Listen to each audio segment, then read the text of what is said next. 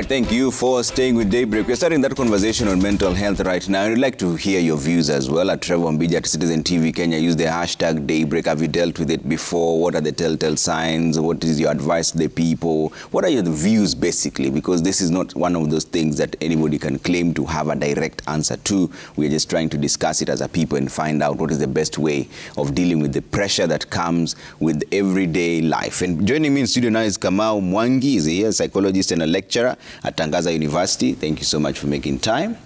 Richard Wafula is also a counseling psychologist. Asante sana for making time. And Trufena Wakaba, counseling psychologist, also we popularly call as Aunt Trufena. Thank you so much for making time as well. And Kamau, I'll start with you on this. Is there a link between religion and mental health? Right. It's a good question.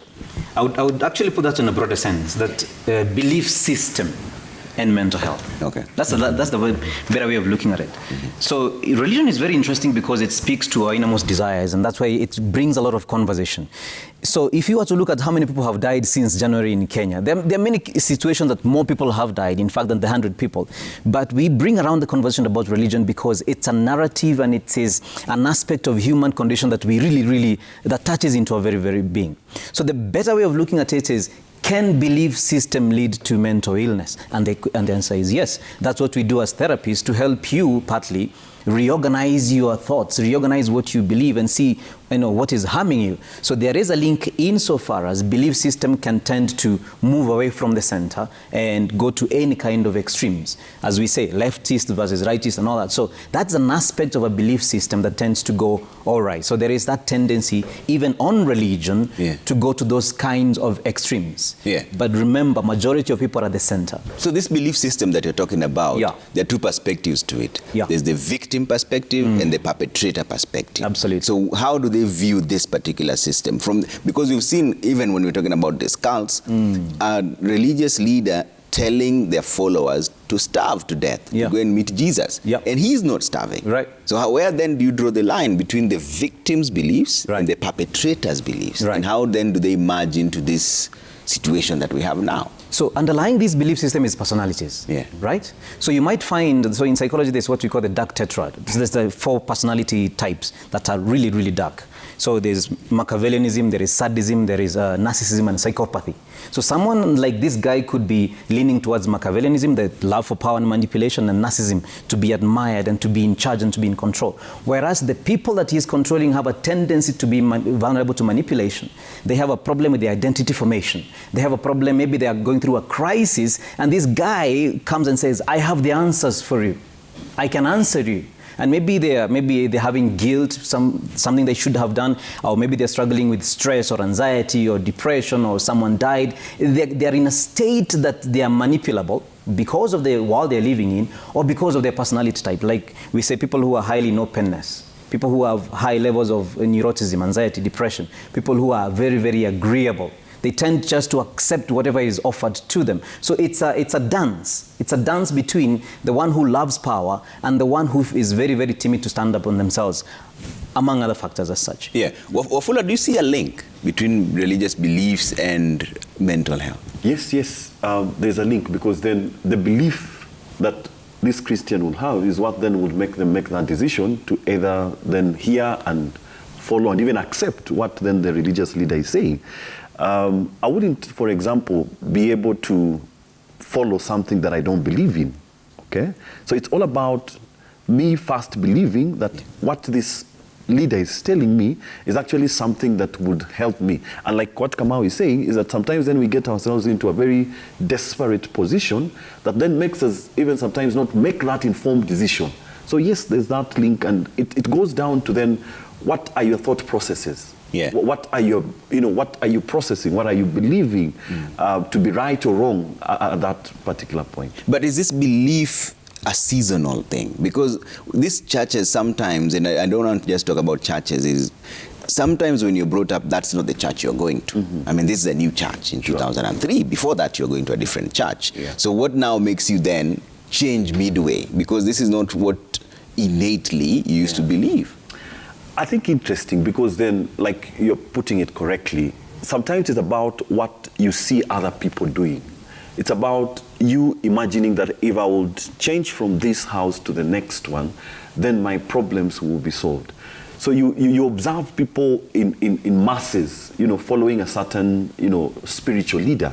And because then you are there struggling with either sickness or an economic position that you feel, then that person will be able to actually sort me out. So it's more about, human being feeling that next door has a solution for me, and you feel then that's a favorable place to be. Yeah. That's how then one would jump ship from this, church to the other, in search for a solution, in search for hope, in search for comfort sometimes, and being able to try and deal with then the underlying issues that one is going through. Yeah. And Trifena, what do you think? Is this a matter of just gullibility being increased, or is it desperation?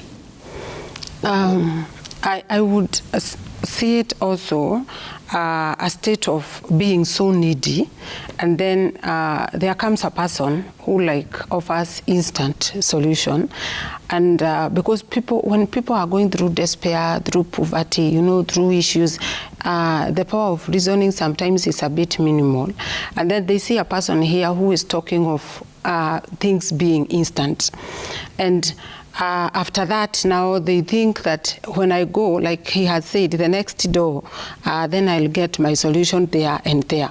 So it is a matter of people or these guys hijacking the vulnerability of an individual and then taking it in possession, and then they start driving them. So this person or the victim cannot be able to separate rational and irrational thoughts. Yeah. It is something that is going around there. Yeah. And because I met one client who is actually from the cult, and The same cult? The same cult. One actually, of your clients? Last year. Yeah. And he was a boy, 14 years. Mm-hmm. But by that time, he was rescued by her sister because the sister was telling me the mother has two boys, or the two brothers, and they have been denied school. They are living in Malindi, all that. And when that 14-year-old boy came, you are looking at the boy is very young, but what he is talking is so adult-like. Yeah. It is only the age and the size that is making you see this is a child. But what he is talking is so adult-like because he is so brainwashed. What was he saying? Let's get into that. I know you can't give all the detail about your patient, but you can give us a general perspective of how their thought process is and how it is manipulated. What was he saying? Oh, okay, generally, because I don't want to go into details. Yeah. The boy was talking of, because the first question is, why are you here? And it is school time. Yeah. You are supposed to be in school. And then the boy was saying, no, I am mimi ni mtume. And I was born like that. And I asked him, and what about that? He continued saying that when I was born to preach the good news, and I might, that is what I was mandated to. Then, so he felt special, like he was an anointed one. He was the anointed one. Then I asked him, so, and what about school? Because boys of your age, they are going to school. All of us, we went to school, including myself. Then he said that I can't go to school because the school program, it has a certain number that belongs to the number of beasts. Okay. To the number of the beast. And he went so deep. Yeah, he went so deep, and I felt, and this psychologist can agree with me, that it is okay to refer. Because I felt the issue that is so deep spiritually, and I suggested to the sister that maybe they can go to seek spiritual intervention. Yeah. So they were to come back, but they didn't come back. So when So you don't know where they are? When I called the sister told me the mother came for the boy, and she took him, and the boy couldn't resist because that is the only environment the boy knows. The boy, the sister was telling me, even when the boy was among her own children, he wasn't acting like a child. he could just be in isolation because this is another totally world. He was born in that world, in the cult world. So he can't fit in the present world where a child is supposed to grow like a child, psychologically, emotionally, and mentally. Yeah, and Kama, this distinction between the spiritual realm and reality as we see it, is there a bloodline there, or is it just a matter of perspective? Yeah, that's a very good, that's brilliant. By the way, first of all, I think we forgot to say this. Whatever happened with Shakahola is tragic. Let's just be clear with that and send our sympathies to those who lost their loved ones and those who are recovering, I think, from those who have been gotten out. So yes, the link is very, very blurred because how we interpret reality could be from a spiritual perspective. Now, cultures, the underlying culture can inform the manner in which people behave, right? So if you live in a culture that tells you, take for example, that if you have more likes on social media, that's a belief system, then you are worth it, now you're noticed, you're something. Then you find people making extreme pictures, making extreme moves to get what has been given to them as a belief system, right? That's what I'm saying.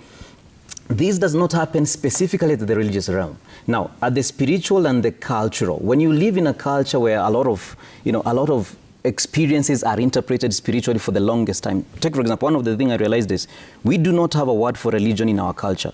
In most cultures, there's no word. I don't know if there is a word for religion in Luo, because it's not a word that existed prior to the 17th century, and it's not a word that actually mattered as such, because people's experiences could not be narrowed to religious. It was an interpretation of everything that I did. So for us, especially Africans, generally speaking, not everywhere, but generally speaking, there is a very thin line between what we see and how we interpret it from a spiritual, religious perspective. Yeah, so culture plays a role. The reason why this is important is because I was having a conversation with with Archbishop Anthony Muheria, right, and we were talking about the thin line between deceit and faith. Because there are quite a number of people who go out there and they're told that, okay, you come, there are people crippled who are walking, and you went there with a headache and you prayed for and your headache doesn't go away.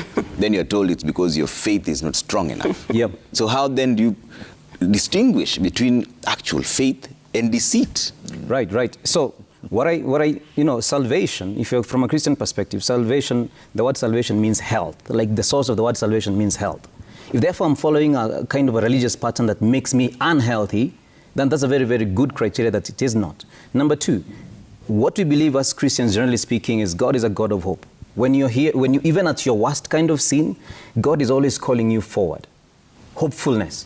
Come forward towards the direction of mercy. It's not towards the direction of guilt. There's something wrong with you. Maybe your grandmother sinned. That's why you're suffering this, like this. That is not, as far as we can tell, that is not the voice of God. God constantly calls us forward and is willing, as we say, even when we are sinners, to die for us. So that is the aspect that we have. So my fundamental argument is this. If you are going into a religious activity that leads you to feeling more guilty, feeling that you're more burdened than feeling more hopeful, then there is something already wrong there. Then there is this idea that our bodies are the temple of the Holy Spirit, so take care of them, and there is a lot of scripture verses there in the New Testament. So if you are being told the opposite, harm yourself, I don't think that's necessarily, that for me is fundamentally deceitful. But as you mentioned, there is a very thin line between deceit and faith, right? And one of the ways to prevent that, as far as I can tell, is how long is let's say the church you belong to, how long has it been around? Because then they have struggled with these ideas for a long time. How open are they to having a dialogue about the belief system that you hold, right? So that is another good sign. Are they willing to be questioned, or do they say, no, what we say is true. If you question there's something wrong with you, and you're going to go to hell, you better believe everything that I am saying. That's a technique of brainwashing. And Wafula, now that you're talking about brainwashing, how do you explain grown-up people, sometimes even very learned people, who believe in something that an individual says, to an extent that sometimes we've seen in pastors saying that lift your phone and you will get M-Pesa messages there. We've seen pastors stepping on people, telling them if I touch you this way, you're the one who will get healed. And there are people who are very learned. How then can they be that gullible, if that's the question? Yes. Are they gullible, or is it something we're dealing with that is more spiritual than we can imagine? Yes. Interesting observation, Trevor. And by the way, I join Kamau and the rest of Kenyans to, condone and really send my condolences to those people who lost their loved ones in Shakahola. Back to your question. I mean, you have an individual, an adult for that matter, who then would, be told, do not eat. And they believe that, not eating is actually the best way to do. I think one of the theorists in psychology, cognitive, Albert Ellis, talks about what we think is who we are. I mean, so it's more about what you position yourself to, to believe that this is actually the truth and nothing but the truth. So sometimes it goes beyond your intellectualism, it goes beyond your social status, it goes beyond so many things. It narrows more about then me as a human being, then what do I believe? I mean, interesting, my colleagues will tell you, sometimes the problems that people go through, it starts and ends with their thought process.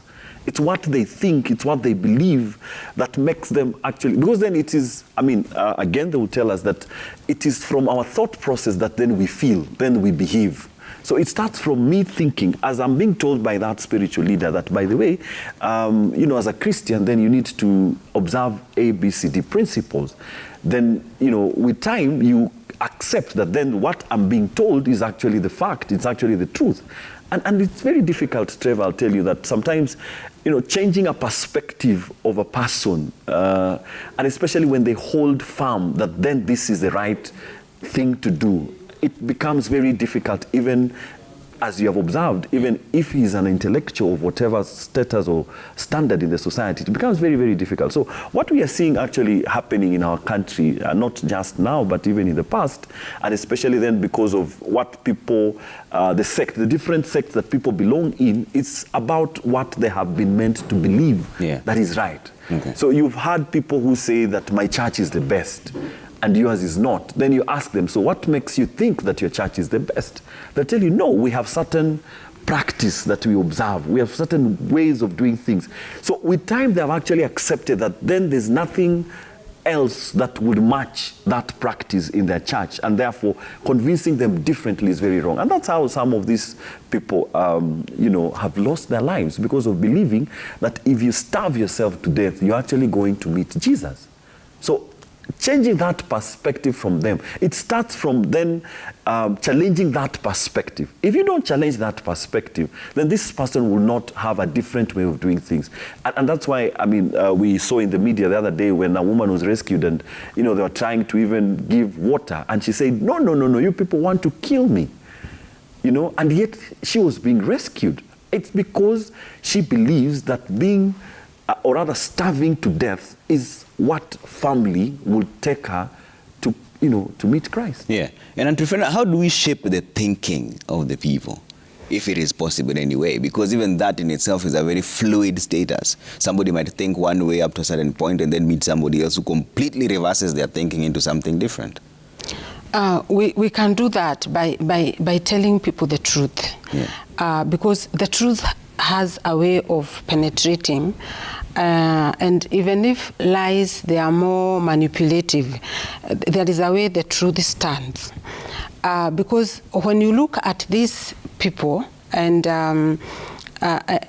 because that is what I saw from the mind of that client, is that they are so much into it, and sometimes they are not even reasoning, the normal reasoning out of it. Because if the client would say that education is wicked and it's evil, but the person who told him is learned and can read and write, but this is a child who doesn't know that, and he can't read and write, but yet the person who told him is a very learned person.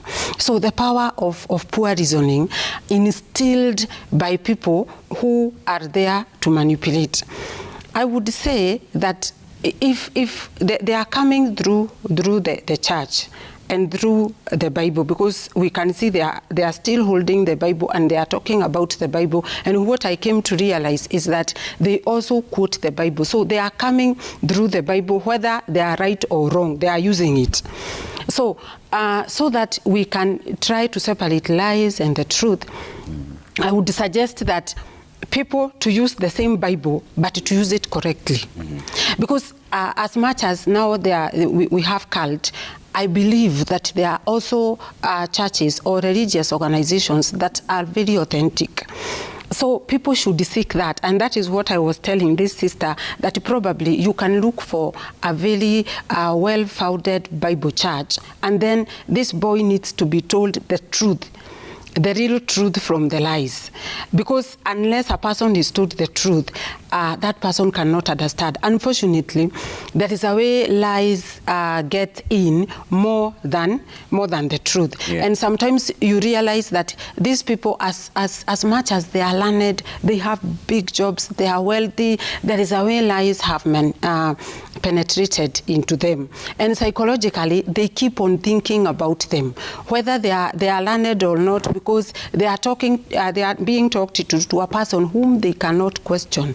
I was reading from the news and I heard that there is this woman, when she went to the forest, she was told that you will be cooking for the king. You know, for the king. You have just gotten somewhere, you didn't know whether there is a king, because even in our country there is no king. And then you are being told that you will be cooking for the king. You could reason that there is no king, so I'm not supposed to do this, because this is another funny kingdom and I'm not supposed to do that. But people just go on and then they still do that because of their quest of solutions of life. Yeah. Because they are vulnerable, they are desperate, and they are looking for solution. And when you get a vulnerable person, you can do anything to them, because they are just there for you. They are there to do what you want them to do. And I think that is what cult has thrived in, because of the vulnerability of the victim. Yeah, I need to take a break, but Kama, you want to jump in? Yeah, I just want to say something quickly. You see, what happens is, just to support especially what you're saying, is that when these manipulators take advantage of fundamental need you have, maybe a physical need. Think of Terence Creative and his Ngamoya thing, how people get manipulated for money. There is a need. This person comes and, strikes on a need, but they don't tell you about the need immediately. They make you feel special. They groom you. They tell you they care, right? So when I tell you lift your phone, this is a person who has shown me that I know your needs. I know you are troubled. Think of Adolf Hitler. What did he take advantage of? The economic needs of the German people at that time. So if you look at the tendencies for people to be manipulated, it's not limited towards religion. Look at love. Take, for example, we all have a desire to be loved. So when someone comes and treats you in a very special way, and all they need is just a hit and run, you will accept. Generally speaking, we see this happening even in therapy. So there is a fundamental need people have of love, of belonging, of meaning, of purpose, of basic needs. And someone can come and strike at that and take you to hell with you. Yeah, and these fundamental needs, because when you come back from the break, I want us to talk about truth. Can truth be relative? Is it open to interpretation? Because there are those who claim that what my truth is not necessarily somebody else's truth, that truth is a majority thinking and it's not necessarily the right way of thinking. Because when you talk about something like education, how then can it be that at some point people say that it's not right and people believe it? And at some point other people say that it is right and that's what we're supposed to do. So other people claim that we're only doing that because it's a majority thinking. It's not necessarily the truth. So can truth be relative? That's a conversation we're going to talk about in just a bit. And also the link to economic pressure. Does that make you more vulnerable? And what are the telltale signs? We'll talk about all that in just a bit. But I'd like to hear from you as well. At Trevor Mbija at Citizen TV Kenya. Use the hashtag Daybreak. See you in just a bit.